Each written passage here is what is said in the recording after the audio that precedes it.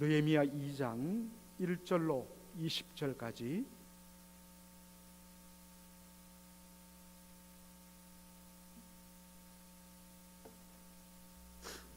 한 절씩 교독하도록 하겠습니다.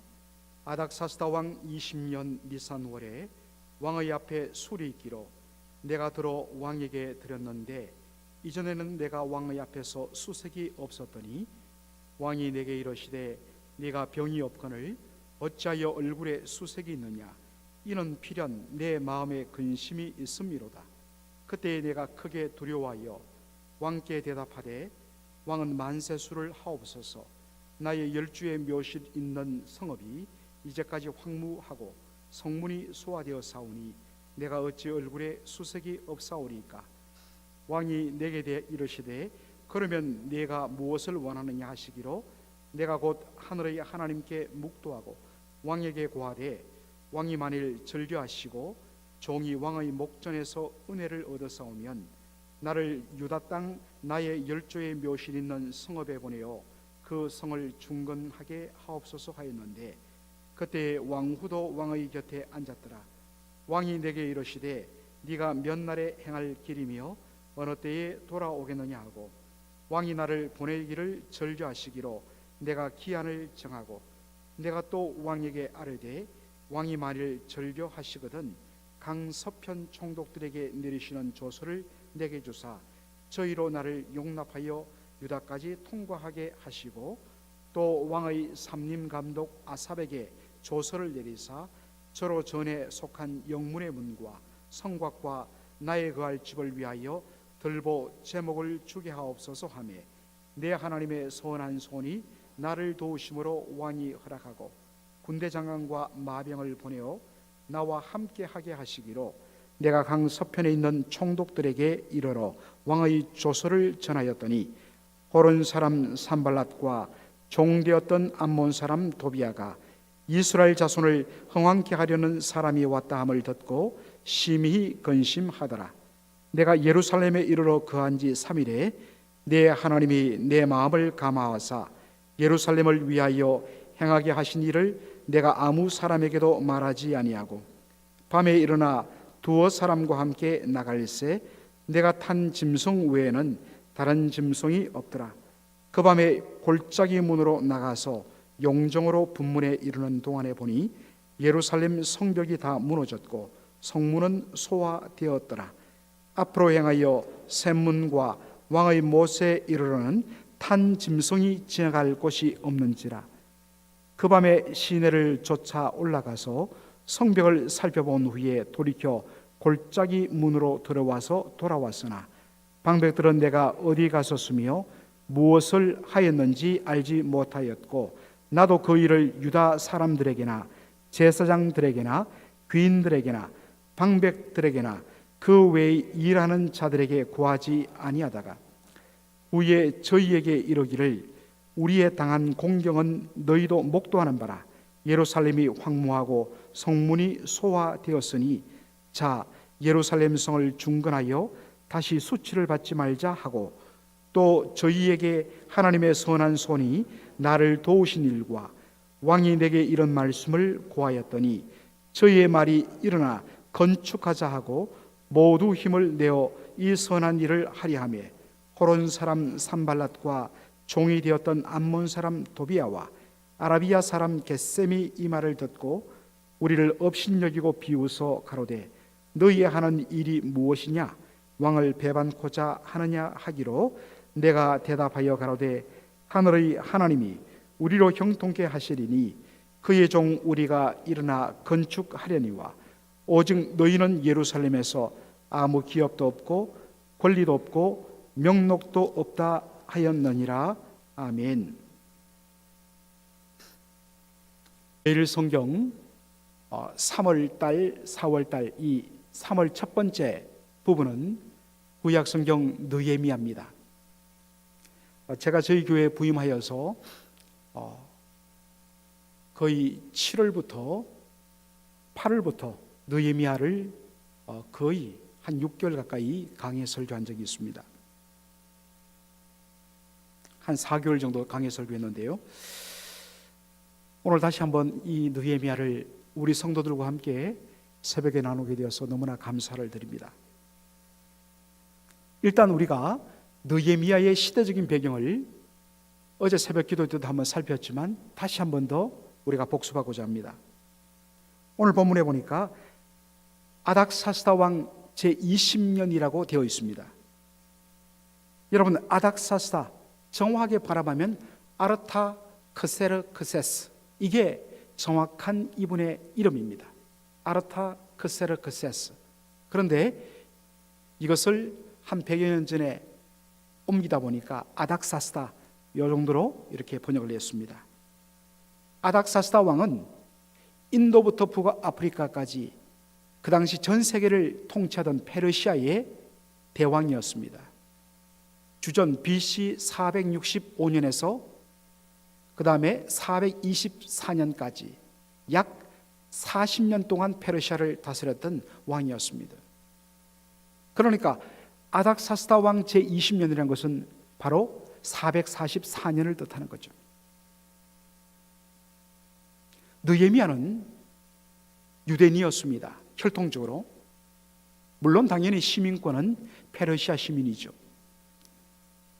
주전 BC 586년에 바벨론 왕 느부갓네살에 의해서 예루살렘이 함락되고 유다가 멸망당하면서 수많은 사람들이 포로로 끌려오죠. 그것을 우리는 바벨론 포로 혹은 한자로 바벨론 유수라고 그렇게 이야기합니다. 바로 그때 주전 586년에 포로로 끌려왔던 그 포로들 상당수가 그 자리에 남아서 계속해서 살았는데, 바로 그 포로 잡혀온 사람의 4대손 혹은 5대손 정도가 됩니다.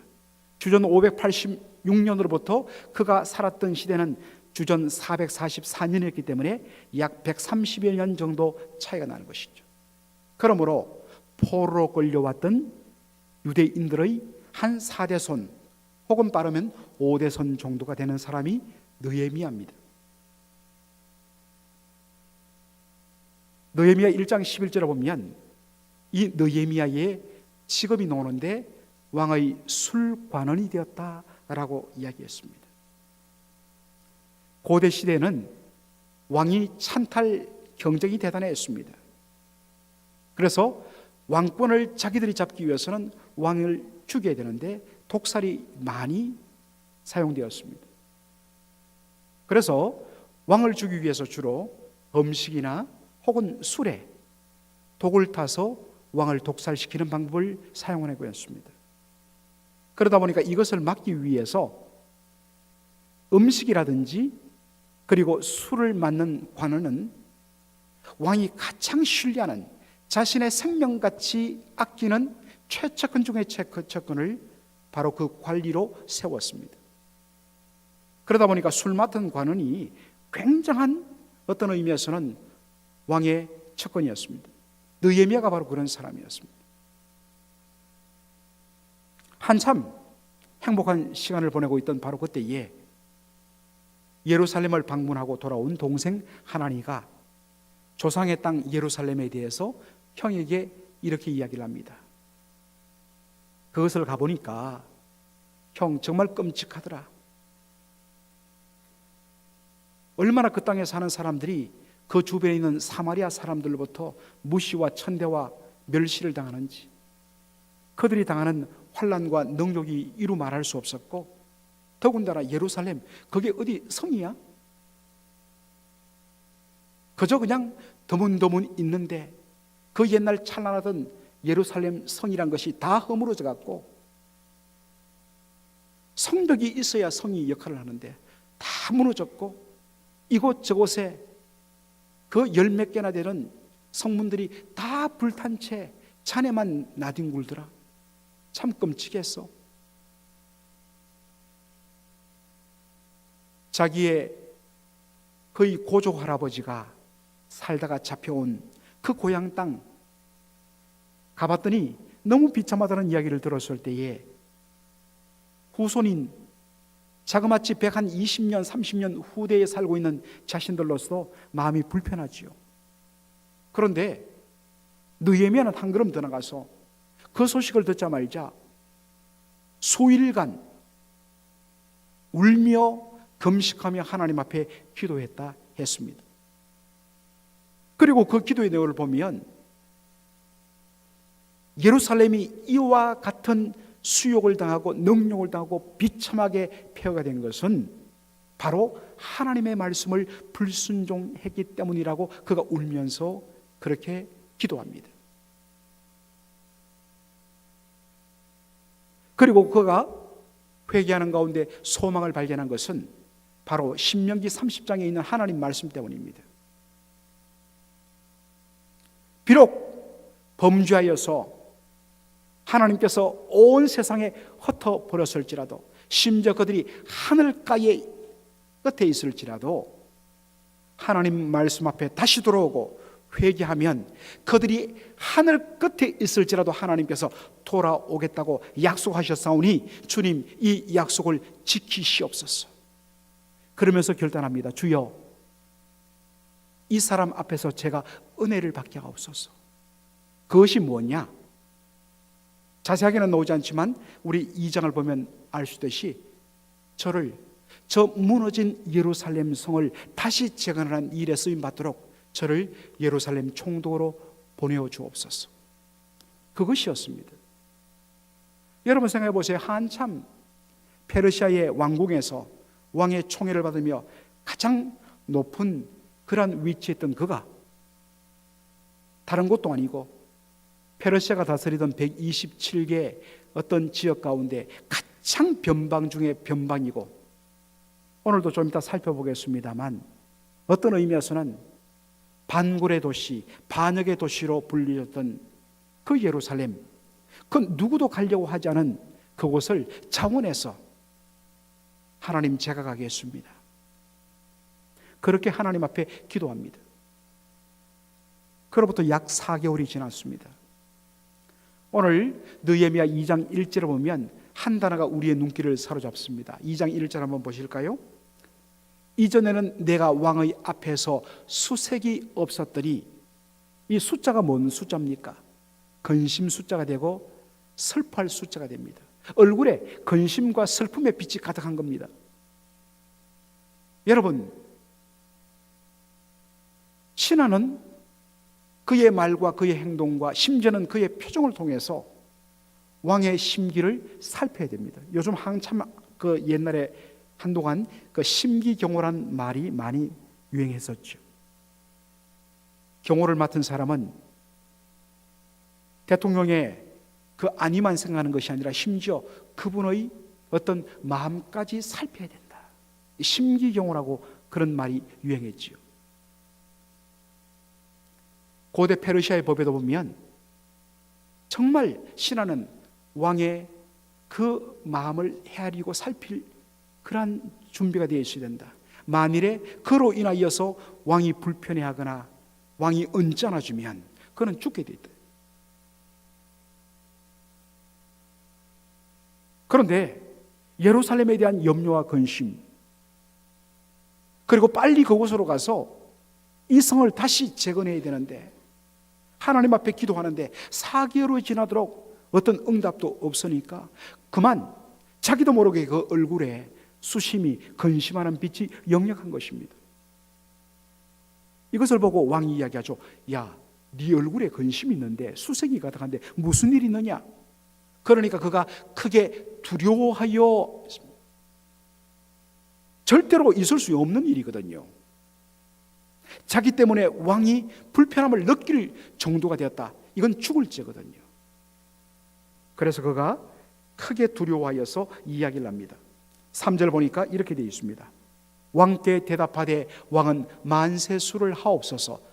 나의 열조의 묘실이 있는 성읍이 이제까지 황무하고 성문이 소화 불타버렸단 말입니다. 소화되어 싸우니 내가 어찌 얼굴에 수색이 없사오리까. 자, 여러분, 우리가 여기서 특별히 주목할 표현 하나 있습니다. 노란색, 나의 열조의 묘실 있는 성읍, the city where my fathers are buried.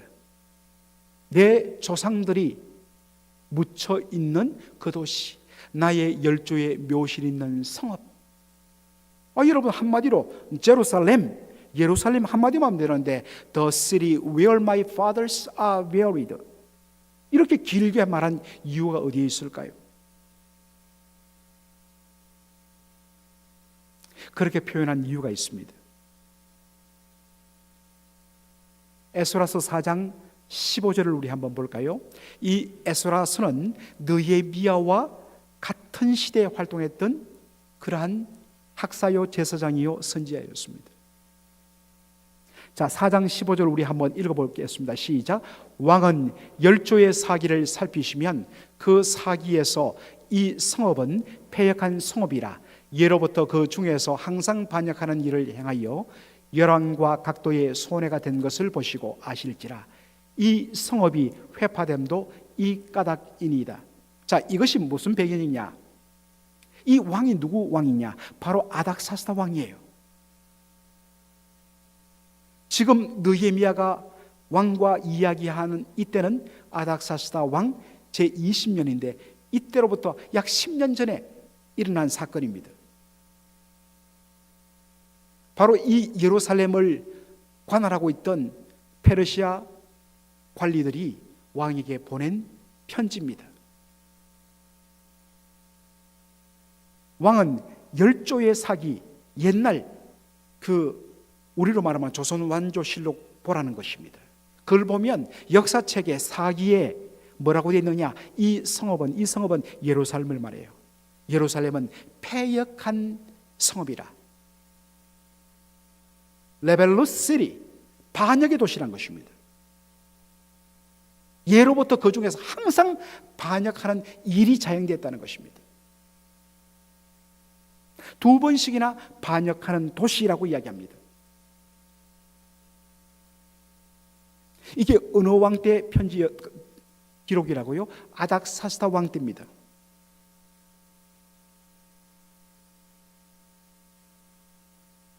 느헤미야가 이것을 한 것입니다. 그 당시 페르시아 사람들에게 예루살렘의 이미지는 반역의 도시라는 이미지가 붙었기 때문에 제가 예루살렘 때문에 그렇습니다 라고 한다면 벌써 안 좋은 인상이 딱 설 수밖에 없는 것이죠. 그래서 지혜롭게 표현합니다. 내 열조의 묘실이 있는 성읍이 황무하였고 그리고 불타 무너졌습니다. 어떤 의미에서는 동서고금을 막론하고 적어도 이 조상에 대해서는 귀하게 생각하는 마음이 다 있기 때문에 같이 동병상련이 일어나는 거죠. 참 지혜롭게 같은 말 한마디를 하더라도 결과는 똑같지만은 그 표현을 달리하는 지혜로움을 보게 되는 것입니다. 참 이것이 오늘날 우리 성도들에게도 굉장히 필요합니다. 말 한마디가 천냥빚을 갚는다고 하지 않습니까? 같은 내용이라면 더 귀하게 지혜롭게 담아야 된다는 것입니다. 여러분들 모르겠습니다. 제가 중학교 다닐 때 국어책에 실린 수필입니다. 아마도 저보다 훨씬 연배가 앞선 분들도 혹시 배웠을지 모를 수필인데요. 한번 화면 보여주세요. 가난한 날의 행복이라는 책 제목인데 김소운이라는 수필가가 쓴 책입니다. 그 중에 한 토막이 국어책에 실렸어요. 남편이 실직을 했습니다. 그래서 일자리를 잃어버린 가운데 아내가 집 가까운 곳에 직장을 얻었습니다. 남편이 너무 미안해 갖고 이 아내를 위해서 밥을 해 주었습니다. 참 대단한 거죠. 적어도 이 글이 써있던 것은 1950년대, 60년대니까. 미안해 갖고 아내를 위해서 신혼 때였던 것 같습니다. 밥을 해 주었는데 어느 날 딱 아침에 보니까 쌀도 없고 반찬도 없는 겁니다. 그래서 너무 미안해서 아내가 굶고 출근을 했습니다. 집이 가까웠기 때문에 점심 때 집으로 돌아왔더니 남편이 밥을 해놓고 갔는데 딱 밥상 위에 밥 한 그릇에 조그만 간장 종지 하나가 딱 놓여 있는데 그게 쪽지가 있더랍니다. 그 쪽지에 이렇게 적혀 있었습니다.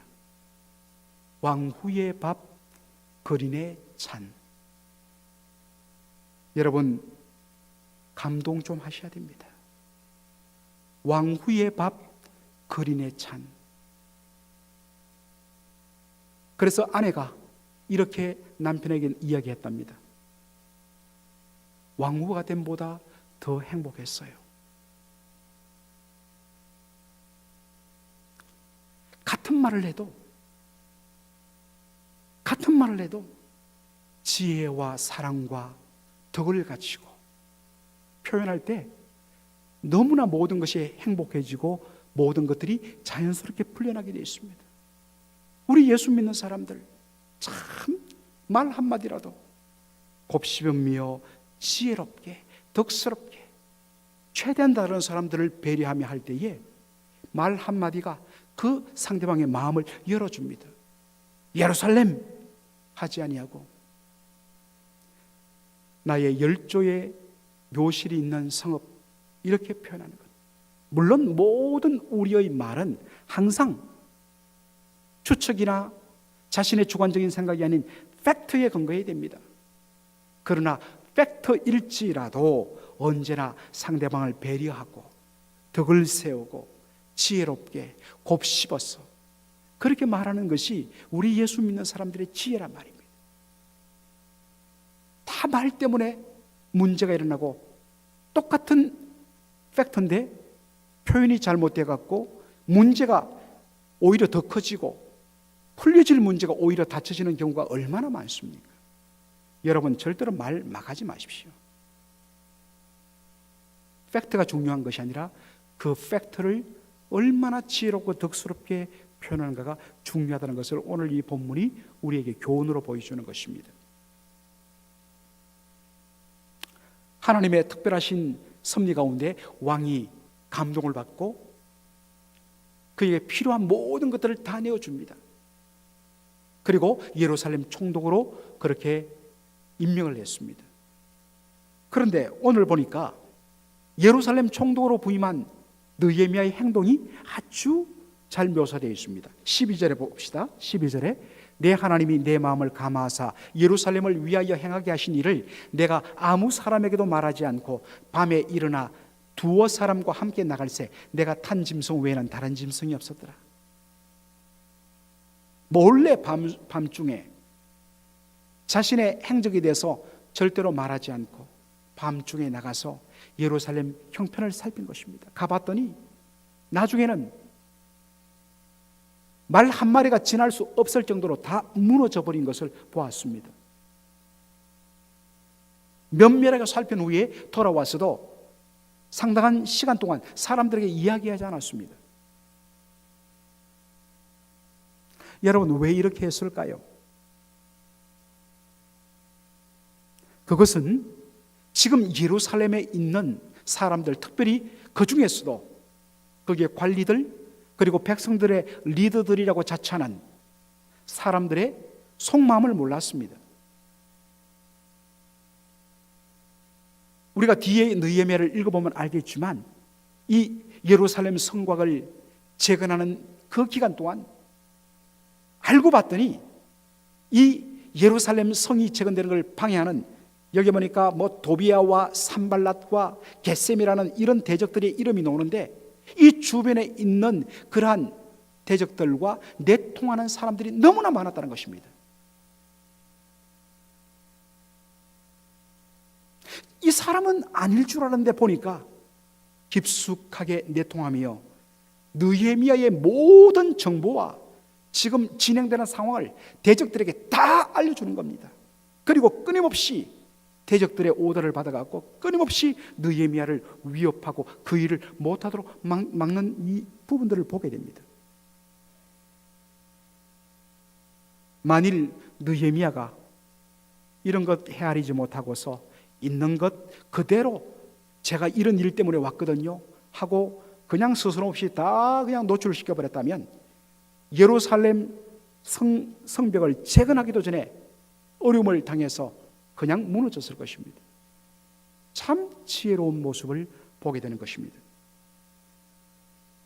그리고 드디어 때가 찼을 때에 자신이 이곳에 온 목적을 밝힙니다. 바로 예루살렘 성벽 재건이다. 그렇게 하면서 2장 17절에 이 표현을 씁니다. 저는 이 표현을 너무너무 귀하게 생각합니다. 자, 예루살렘 성을 중건하여 다시 수치를 받지 말자. 하나님의 손이 도우셔서 이 일이 이루어졌다. 하나님이 역사하니까 예루살렘이 반골의 도시, 반역의 도시임에도 불구하고 왕이 직접 움직여서 이 일을 하도록 모든 것을 다 주었다. 자, 예루살렘 성을 건축하여 다시 수치를 당하지 말자. 여러분, 왜 이야기했을까요? 성벽이 무너지고 성문이 불타버린 폐허된 도시, 이게 너무 수치스러웠었기 때문일까요? 그렇습니다. 사실 수치스럽죠. 충물스럽게 방치된 건물, 불타버린 건물, 그대로 방치된 것, 여러분, 그것이 만일 여러분의 집이었다면 어떻게 되겠습니까? 수치스럽죠. 부끄럽죠. 그러니까 성벽을 번듯하게 재건하여서 우리가 수치를 당하지 말자, 그런 뜻일까요? 예, 그런 뜻으로 보일 수 있습니다. 그러나 여러분, 한번 생각해 보십시다. 느헤미야가 왜 이야기를 하느냐? 지금 이스라엘이 수치를 당하고 예루살렘이 수치를 당하는 이유가 예루살렘 성벽을 불실 시공했기 때문일까요? 그래서 다시는 절대로 무너지지 않는 난공불락의 성벽을 쌓으면 그 수치를 당하지 않을까요? 느헤미야 1장을 보면 느헤미야가 예루살렘이 왜 수치를 당했는가에 대한 접근이 나옵니다. 자, 6절 7절 그의 기도를 한번 보겠습니다. 이제 종이 주의 종 이스라엘 자손을 위하여 주야로 기도하오며 이스라엘 자손의 주 앞에 범죄함을 자복하오니 주는 귀를 기울이시며 눈을 여시사 종의 기도를 들으시옵소서. 나와 나의 아비집이 범죄하여 주를 향하여 심히 악을 행하여 주의 종 모세에게 주께서 명하신 계명과 율례와 규례를 지키지 않아서 이와 같은 일이 일어났습니다. 수치의 근본 원인은 힘이 없어서도 아니고 상대방 바벨론이 너무 강해서도 아니고 하나님의 백성이 하나님의 말씀을 떠나 불순종과 패역의 삶을 살았기 때문인 것입니다. 따라서 성벽을 재건하여 수치를 당하지 말자는 말은 성벽을 튼튼하게 짓자는 그 말에 초점이 있지 않습니다. 물론 성벽을 튼튼하게 지어야 되죠. 그러나 아무리 튼튼하게 지어본들 그 성 속에 살고 있는 사람이 하나님 말씀 불순종하고 또 타락의 삶을 살면 또다시 수치를 당할 수밖에 없는 것입니다. 그래서 그의 마음은 단순히 눈에 보이는 예루살렘 성벽을 재건하고 멋진 성읍 만드는 것이 아니라 이 예루살렘이 하나님의 말씀이 통치하는, 하나님의 말씀이 왕노릇하는 그러한 말씀의 도시 만들자는 것이었습니다. 그럴 때에 이와 같은 수치를 다시는 당하지 않을 것이다. 이것 없이 눈에 보이는 성만 번드러하게 지었다면 소용없다는 것입니다. 그래서 우리가 느헤미야를 쭉 읽어보면 그가 성벽 재건 후에 곧바로 시행하는 것이 무엇입니까? 8장 9장에 보면 철두철미하게 백성들을 불러갔고 학사, 율법 학자인 에스라를 세워서 철두철미하게 그들에게 율법을 가르치고 하나님의 말씀을 해석하고 말씀을 따라 적용하는 삶을 살게 합니다. 말씀의 개혁으로 연결되는 것입니다. 여러분, 그가 성벽을 재건하는데 52일을 사용했습니다. 그러나 그 이후 12년 동안 치열하게 하나님의 말씀으로 그 성을 개혁하는 일을 했습니다. 여러분, 결론으로 이것이 오늘 저와 여러분에게 어떤 교훈을 줍니까? 성도 여러분, 교회가 무엇일까요? 에베소 2장 20절 한번 보죠. 이렇게 되어 있습니다. 자, 빨리 좀 띄워주시고, 너희는 사도들과 선지자들의 터 위에 세우심을 입은 자라. 이 교회, 사도들, 선지자들 누굽니까? 구약을 대표하는 선지자, 신약을 대표하는 사도들, 말씀의 종들입니다. 말씀 위에, 신구약 성경 위에 세워진 것이 뭐냐? 교회란 말입니다. 이 집 교회는 살아계신 하나님의 교회요 진리의 기둥과 터라. 진리가 터가 되고 진리가 기둥이 된 곳이 하나님의 교회입니다. 따라서 하나님의 말씀에서 벗어나면, 하나님의 말씀으로 충만하지 않으면 그 교회는 무너지게 되어 있어요. 그 성도는 무너지게 되어 있어요.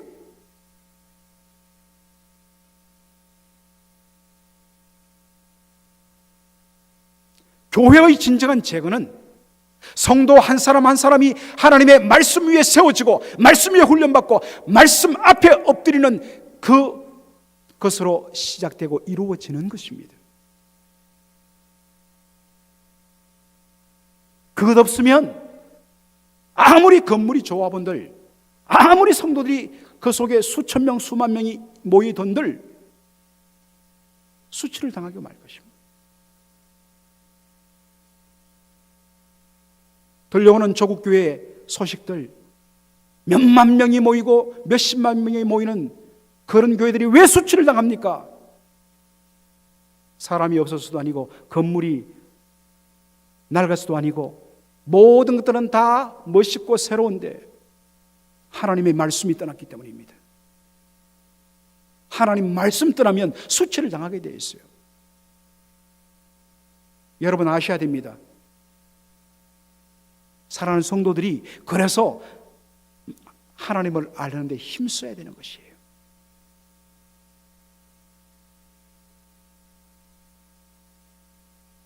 다시 여러분들 부탁을 드립니다. 이번 주일날 한 번 더 나가는데 여러분 꼭 등록하시기 바랍니다. 그것 없으면 여러분들 교회의 부흥과 생명력은 절대로 유지할 수 없어요. 특별히 제가 여러 번 이야기합니다만 장로님들, 권사님들, 안수집사님들 등록하십시오. 너무너무 안타까워요. 시편 127편 1절을 읽고 마치도록 하겠습니다. 여호와께서 집을 세우지 아니하시면 세우는 자의 수고가 헛되며 여호와께서 성을 지키지 아니하시면 파수꾼의 경성함이 허사로다. 하나님께서 세워주시고 하나님께서 지켜주셔야만 수치를 당하지 않을 수가 있습니다. 하나님께서 하나님의 집을 지키시고 세우시는 방법은 다른 것 없습니다. 바로 주께서 주신 이 말씀 위에 집을 짓는 것입니다. 말씀의 반석 위에 집을 세우면 어떤 일이 있어도 무너지지 않습니다. 그러나 눈에 보기에는 너무 멋있는 것 같은데 모래 위에 지으면 무너지게 되어 있습니다. 지금 여러분의 믿음, 여러분의 삶 어디에 서 있습니까? 철두철미하게 하나님의 말씀에 서 있지 않으면 결국에는 무너지게 되어 있습니다. 두렵고 떨림으로 오늘 이 말씀을 대하면서 다시는 수치를 당하지 말죠. 하나님의 말씀으로 돌아가죠. 그 길이 우리가 살 길이다. 그렇게 결단하는 저와 여러분 되기를 주의 이름으로 축원합니다. 아멘. 기도하겠습니다.